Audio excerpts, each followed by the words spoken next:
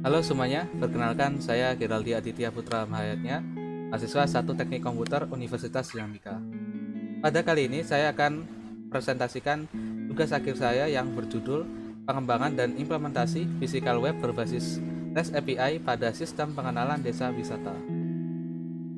Sistem pengenalan desa wisata telah banyak diimplementasikan dengan teknologi berbasis web.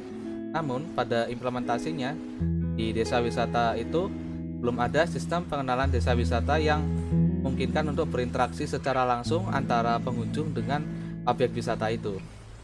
Dari permasalahan tersebut, saya membuat sebuah sistem yang mengintegrasikan sistem pengenalan desa wisata dengan physical web berbasis REST API untuk memberikan pengalaman direct interaction antara pengguna atau pengunjung dengan objek wisata yang ada di dekatnya. Teknologi ini diimplementasikan dengan bantuan yang pertama, server REST API yang dibangun menggunakan Node.js, kemudian sistem physical web yang dibantu dengan transmisi URL Bluetooth dengan protokol Eggstone URL. Bukit ini adalah penjelasan lebih detail mengenai sistem tersebut. Ini adalah blok perancangan dari tugas akhir saya. Di tugas akhir saya terdapat 3 blok yang akan bertugas sesuai dengan tugasnya masing-masing. Yang pertama adalah blok perangkat IoT, di mana blok perangkat IoT ini akan mendapatkan URL dari blok server dan menyebarkannya kepada pengguna. Di blok perangkat IoT ini terdapat 3 buah station, di mana masing-masing station ini akan terkoneksi melalui Bluetooth dan melalui Wi-Fi. Koneksi melalui Wi-Fi diperuntukkan untuk koneksi dengan server untuk mendapatkan URL dan registrasi seperti itu. Kemudian untuk koneksi melalui Bluetooth digunakan untuk menyebarkan URL kepada pengguna melalui protokol Eggstone URL. Kemudian di blok gateway, fungsi utamanya adalah untuk menghubungkan blok perangkat IoT dengan blok server. Sedangkan untuk blok server sendiri akan berguna sebagai penyaji informasi dan pusat komunikasi untuk blok perangkat IoT. Di blok server sendiri terdapat dua server. Yang pertama adalah server REST API yang digunakan untuk berkomunikasi dengan blok perangkat IoT. Kemudian server yang kedua adalah web server WordPress yang digunakan sebagai penyaji informasi untuk klien. Seperti itu. Kemudian di server REST API sendiri terdapat 2 endpoint utama. Endpoint yang pertama adalah endpoint untuk bagian root, di mana endpoint bagian root ini digunakan sebagai sistem registrasi. Kemudian yang kedua adalah endpoint sensor yang digunakan sebagai sistem penyimpanan dan pembacaan data sensor dari masing-masing station, seperti itu. Kemudian di sini ada perancangan prototipe kurang lebih seperti ini. Nanti akan kita jelaskan lebih dalam lagi di segmen yang selanjutnya. Kemudian nanti ketika melakukan proses komunikasi dengan REST API, untuk pengujiannya dapat menggunakan aplikasi Postman. Seperti itu. Ini saya akan contohkan untuk penggunaan Postman. Baik, ini adalah pengujian aplikasi server REST API melalui aplikasi Postman. Di sini ada 6 tes yang dilakukan di server REST API. Yang pertama adalah proses registrasi dengan menggunakan option post di sini. Ini saya akan langsung saja post seperti ini. Nanti jika proses registrasi melalui post ini berhasil, maka server akan memberikan respon berupa long URL dan short URL. Kemudian short URL ini akan dipakai oleh station yang melakukan registrasi untuk disebarkan melalui Bluetooth, seperti itu. Kemudian yang kedua adalah proses untuk mendaftarkan sensor yang ada. Misalkan di sini saya punya 2 entry sensor yang siap digunakan, seperti itu. Ini ada sensor tipenya DAT11 dan sensor rasa. Ini saya langsung send seperti ini. Jika berhasil, maka nanti akan mendapatkan entry seperti ini. Nah, untuk server sendiri akan mengirimkan berupa ID sensor yang bisa dipakai oleh station untuk menyimpan data. sehingga nanti ketika kita akan melakukan perbaruan nilai dari sensor, maka kita harus memberikan ID ini untuk proses upload seperti itu, proses perbaruan data sensor. Misalkan ini saya berikan di sini, kemudian yang satunya di bawah seperti ini. Kemudian kita langsung saja send. Nah, misalkan sini berarti stasiun tidak terdaftar dan tidak ditemukan. Ini kelihatannya ada sedikit salah di sini. Nah, ini kita ubah lagi.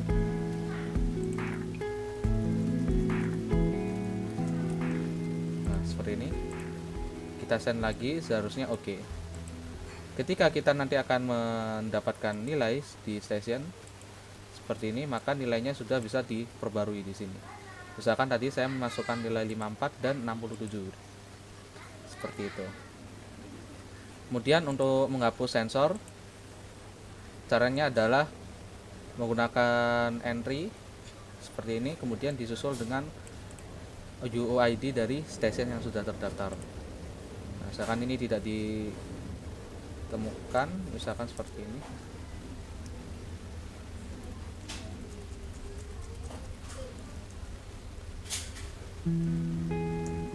Nah, ini berhasil.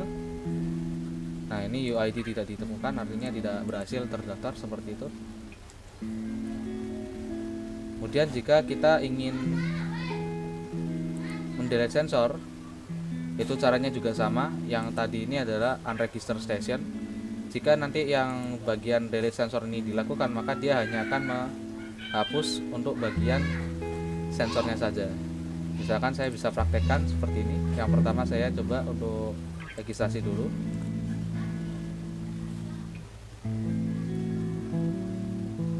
Setelah berhasil registrasi, saya akan coba register sensor.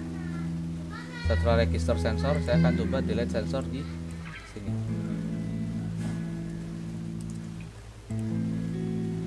Nah, jika berhasil dihapus, maka nanti ketika kita akan mendapatkan session di sini, maka sensornya akan bernilai 0 atau tidak ada entry-nya di sini. Seperti itu. Demikian penjelasan tentang proses komunikasi server REST API menggunakan Postman. Kemudian selanjutnya kita akan melihat lebih lanjut mengenai dokumentasi API pada server REST API pada tugas akhir ini. Dokumentasi ini dapat dilihat pada situs geraldapm.me/doc. Di sini sudah terdapat beberapa dokumentasi tentang tata cara pemanggilan API untuk option get, delete, post dan put. Di sini sudah lengkap. Dan di sini juga bisa dilakukan untuk proses komunikasi tanpa menggunakan Postman. Misalkan seperti ini. Saya langsung coba. Kita execute.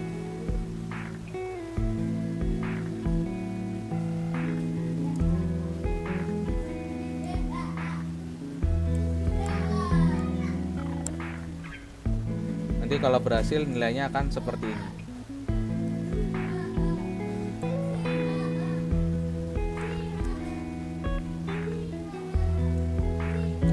Sambil menunggu, kita akan coba untuk bagian yang lain. Misalkan di sini, ini mendapatkan semua entry tentang sesuatu yang sudah ada di sini. Misalkan kita langsung execute saja di sini.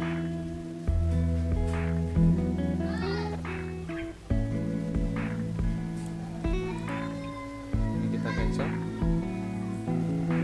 Ini sepertinya agak lambat ya. Tapi nanti ketika berhasil akan langsung bisa muncul entry-nya di seperti itu.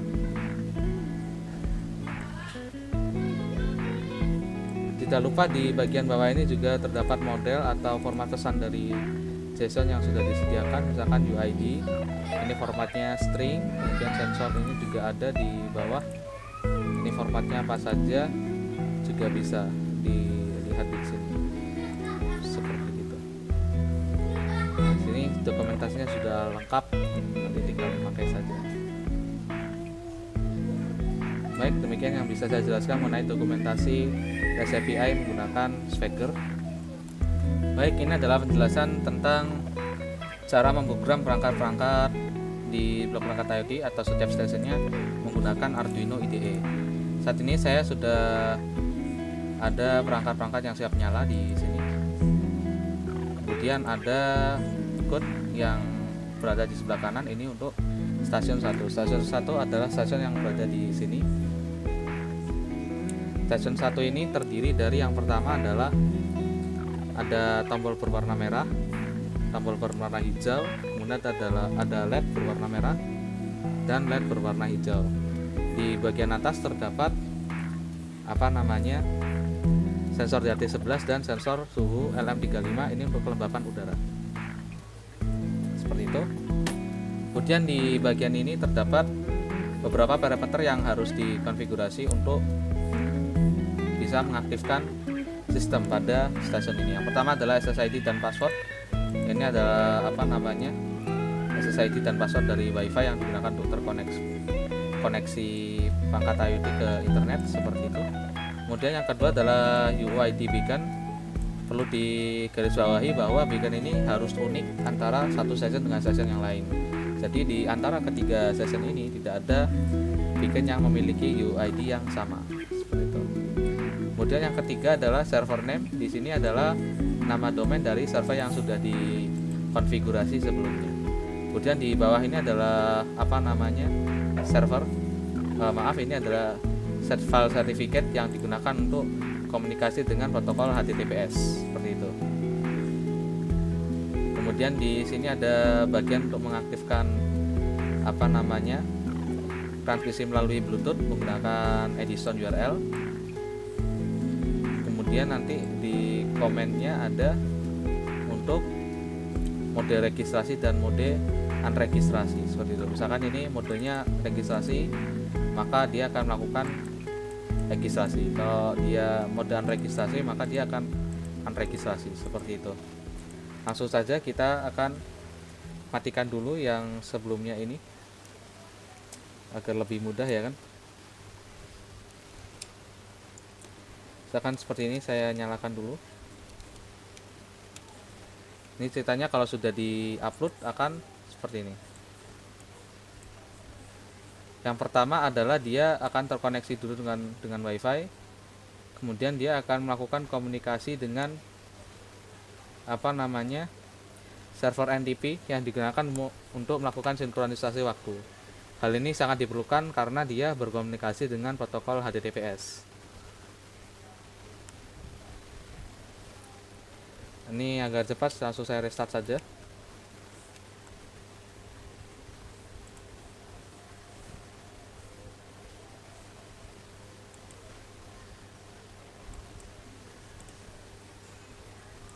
Oke, sudah bagus. Nah, ini tinggal menunggu untuk sinkronisasi NTP.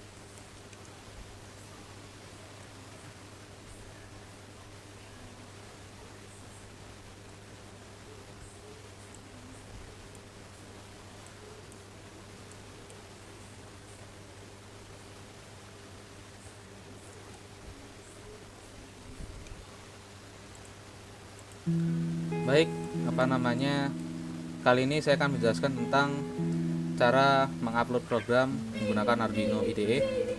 Di sini terdapat parameter yang harus dikonfigurasi terlebih dahulu. Yang pertama adalah beacon UID, di mana ini digunakan untuk mengidentifikasi satu station dengan station yang lain. Jadi di antara ketiga station ini tidak ada UID yang sama.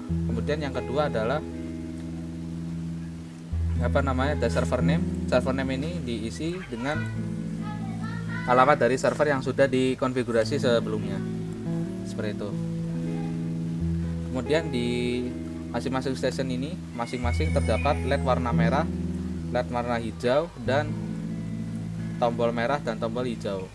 Fungsinya adalah yang pertama, tombol merah ini digunakan untuk tombol unregistrasi ketika sistemnya sudah berjalan. Kemudian tombol hijau ini digunakan untuk registrasi ketika dia sedang dalam mode unregistrasi, seperti itu. Jadi ini nanti gunanya untuk berpindah-pindah mode registrasi dan mode unregistrasi. Sedangkan indikator ini ada dua mode. Ini satu saya jadikan mode unregistrasi ya.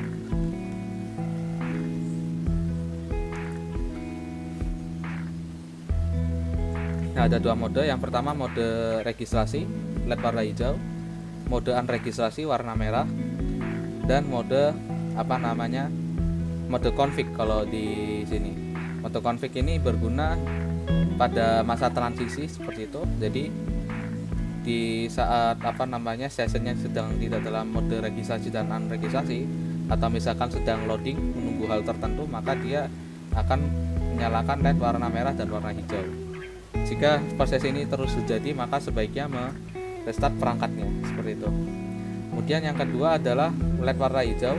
LED warna hijau ini adalah mode untuk registrasi. Ketika sistemnya sudah berhasil registrasi, maka LED-nya akan berwarna hijau dan siap untuk mengirimkan data. Kemudian yang ketiga adalah LED warna merah.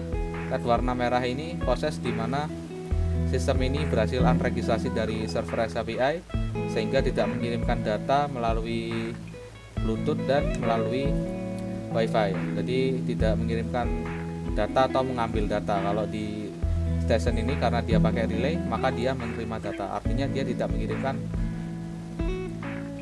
tidak membaca data seperti itu dari server. Kemudian jika kita tekan tombol hijau di sini, maka dia akan melakukan proses koneksi dulu. Ini LED-nya warna merah, koneksi. Setelah itu dia akan terkoneksi kembali. Ini menjadi warna hijau. Seperti itu.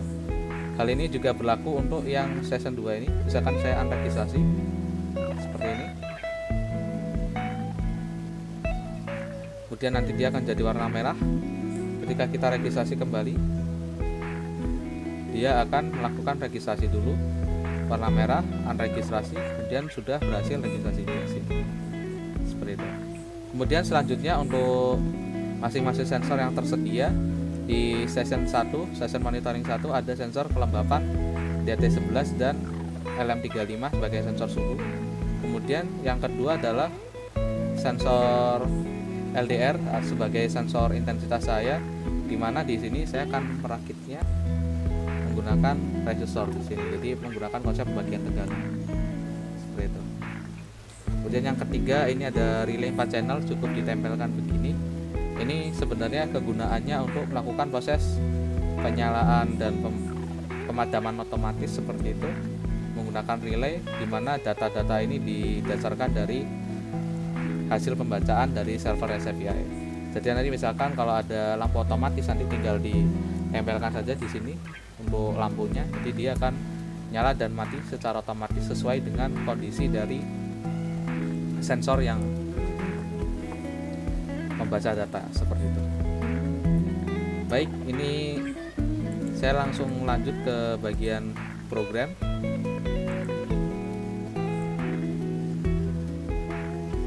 Ini sedang loading ya.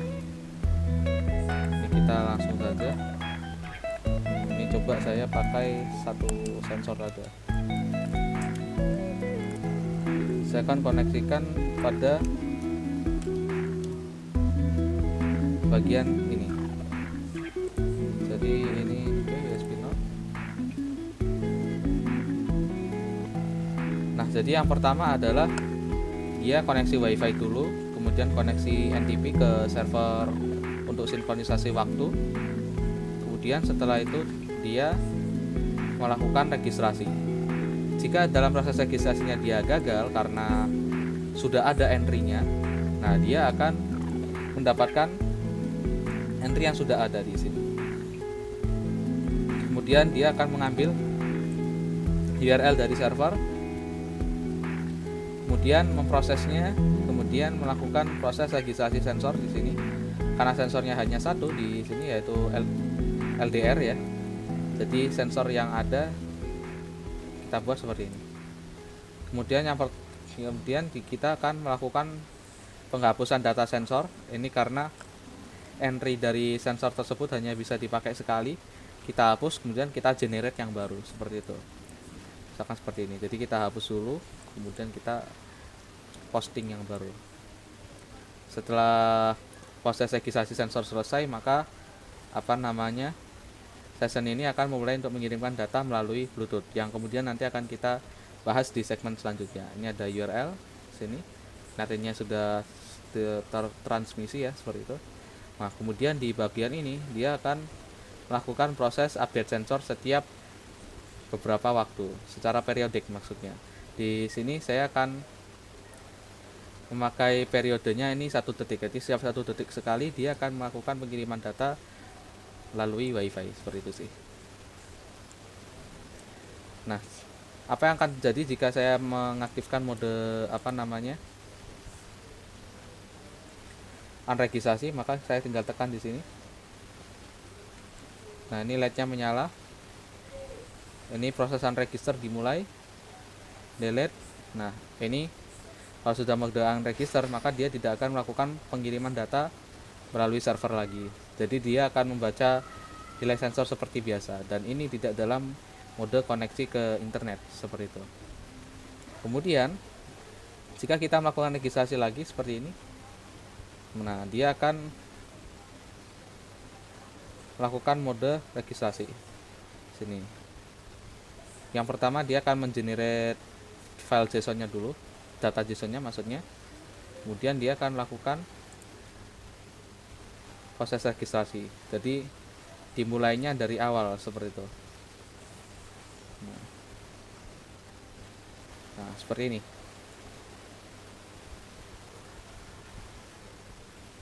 Nah, seperti ini. Baik, demikian yang bisa saya jelaskan mengenai proses untuk upload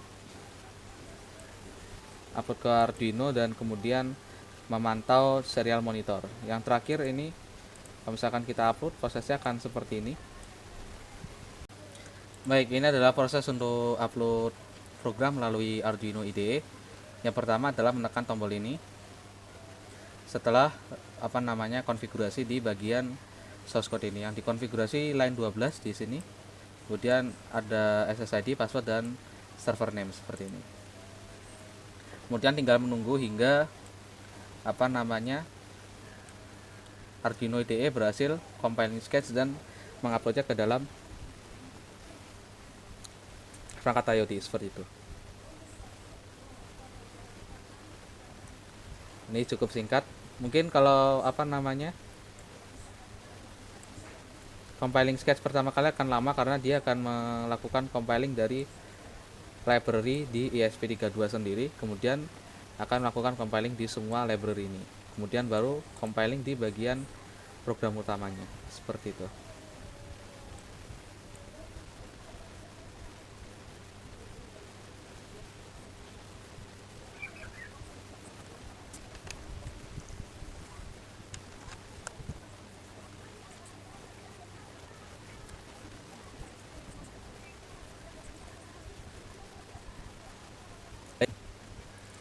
Ini sudah di-upload untuk programnya. Kemudian jika kita langsung melihat di serial monitor, dia akan menjadi seperti ini. Ini di session 2. Ini kemungkinan sudah ada sih. Nah, di sini. Ini kita clear dulu. Ini sedang proses koneksi ke WiFi. Jika dalam waktu yang enggak lama dia tidak bisa ini, kita tinggal cabut saja, masukkan lagi. Dan seperti itu.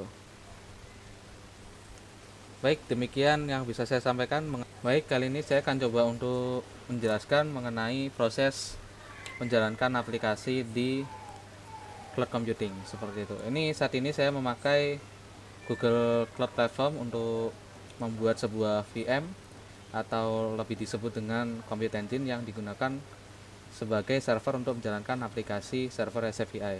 Saat ini saya sudah login di instance Compute Engine di sini. Kemudian yang pertama adalah harus menginstal Node.js dan segala perlengkapannya yang dapat dilihat di user guide. Kemudian saya bisa masuk ke dalam directory server, misalkan seperti itu. Ini saya masuk sebagai user root dulu, kemudian masuk di directory web server. Nah, di sini ada repository TA Undika backend.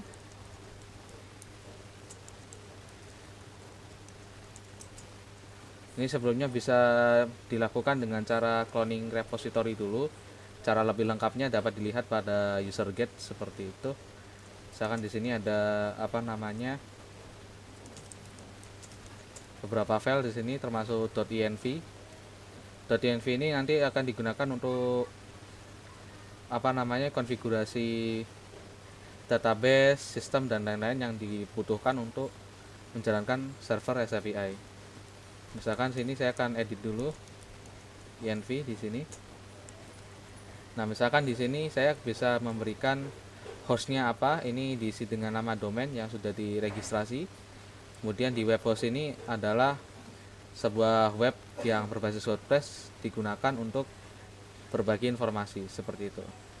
Kemudian ada port yang bisa diisi sesuka hati sesuai ketentuan. Kemudian di bawah ini adalah konfigurasi database. Ini ada usernya apa, kemudian host, password sama databasenya serta portnya seperti itu. Setelah itu nanti di sini juga ada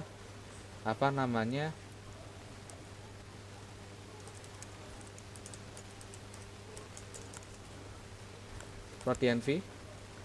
Di sini dipakai untuk melakukan konfigurasi juga. Ini sudah di setting, nanti kalau misalkan diganti portnya tinggal diganti saja, semudah itu. Kemudian di file package JSON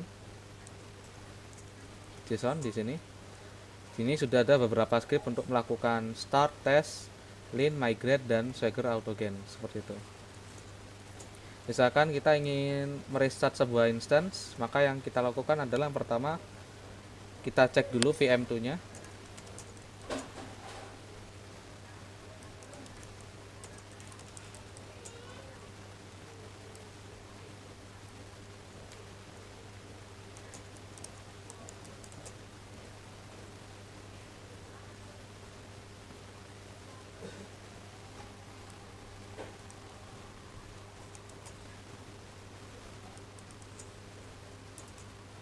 Oke. Pertama kita cek dulu npm nya seperti ini. Setelah itu kita kita hentikan dulu VM2 stop 0, atau kita juga bisa delete seperti ini. Kemudian kita akan melakukan migrate down. Kalau misalkan belum dilakukan sama sekali, nanti tinggal migrate up, npm run migrate down. Ini digunakan untuk menghapus semua entry database yang ada. Sedangkan kalau migrate up ini berarti akan melakukan generate dari struktur tabel. Ini ada dua tabel yang dibuat. Di sini ada table station dan ada table sensor seperti itu. Setelah kita melakukan migrate, kita tinggal melakukan npm run start saja. Ini akan secara otomatis akan memanggil PM2 untuk menjalankan aplikasi di Node.js seperti itu, di server maksudnya. Kemudian kita tinggal mengakses saja di sini seperti biasa. Nah, maka entry-nya akan kosong lagi seperti awal. Misalkan kita menambahkan entry lagi di sini. Kemudian kita refresh, seharusnya sudah ada entry di sini. Seperti itu. Itu adalah cara mudah untuk menjalankan aplikasi di server Node.js. Kemudian bagaimana dengan konfigurasi web server? Sedangkan tadi portnya 5000, tapi nanti di bagian servernya, bagian aksesnya kita mengakses dengan port default dari HTTPS yaitu 443. Nah, hal ini bisa didapatkan dari konfigurasi di web server dimana saat ini saya memakai web server Nginx. Cara konfigurasinya cukup mudah. Yang pertama, masuk ke directory Nginx, kemudian mengubah file dari proxy params sehingga seperti ini. Konfigurasi penuhnya dapat dicari di user guide seperti ini. Setelah itu melakukan editing di bagian konfigurasi virtual host. Kita masuk ke size enable. Di sini sudah ada satu file namanya gibraltarpm.me. Ini kita tinggal edit. Jika belum mempunyai file itu, maka tinggal membuat saja, domainnya bisa disesuaikan atau namanya bisa terserah, seperti itu sih. Kemudian kita langsung saja mengedit file gibraltarpm.me. Di sini ada 3 bagian. Yang pertama, server. Ini untuk menjalankan server 443 di domain www.gibraltarpm.me. Ini digunakan untuk melakukan redirection dari www ke domain yang seperti ini. Ini namanya domain apex atau domain puncak, seperti itu. Kemudian yang kedua, di bagian ini di bagian web server juga mengaktifkan gzip yang digunakan untuk istilahnya mengkompres konten web sehingga tidak terlalu besar. Kemudian di sini adalah konfigurasi utama dari gibraltarpm.me. Kemudian di bagian location ini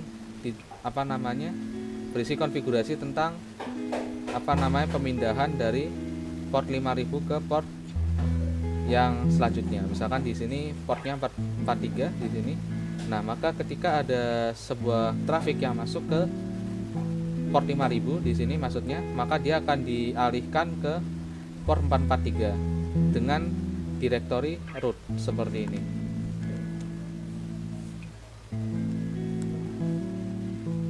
Nah, untuk yang bagian sini sudah dicantumkan juga konfigurasinya di user guide.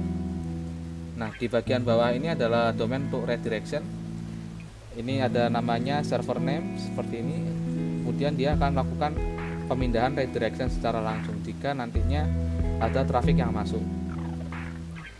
Demikian penjelasan tentang cara pengoperasian server REST API. Pastikan sudah memiliki domain dengan panjang karakter kurang dari 12 atau 13 paling maksimal. Kemudian memiliki sebuah server yang bisa dipasang Node.js dan aplikasi Nginx. Direkomendasikan untuk memakai virtual machine, VPS atau Compute Engine kalau menggunakan Google Cloud Platform. Kali ini saya akan menjelaskan tentang cara mengakses physical web melalui ponsel Android. Pertama kali sebelum mengakses physical web, pastikan bahwa Bluetooth sudah menyala. Setelah itu, membuka aplikasi physical web yang dapat diunduh melalui Play Store.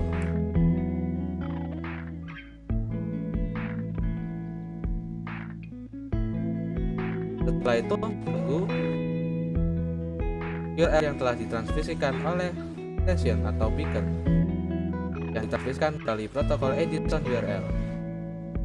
Setelah itu, tekan tombol atau list dari URL yang telah tersedia di physical web. Setelah itu akan muncul website yang telah diinginkan, berisi tentang informasi-informasi mengenai desa wisata.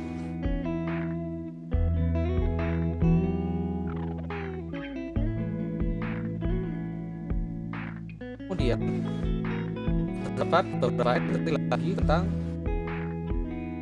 misalkan di sini seperti ini.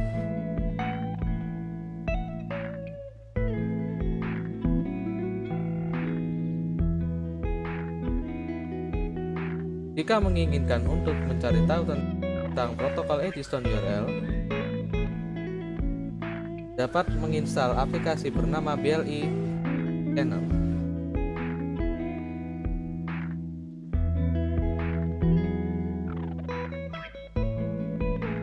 Di sini terdapat beberapa URL yang telah ditransmisikan melalui Bluetooth. Itu Begitu pula dengan physical web.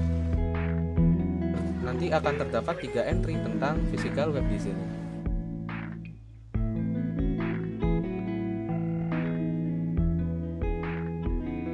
Demikian yang bisa saya sampaikan mengenai penjelasan tugas akhir saya yang berjudul pengembangan dan implementasi physical web berbasis REST API pada sistem pengenalan desa wisata. Terima kasih atas perhatiannya.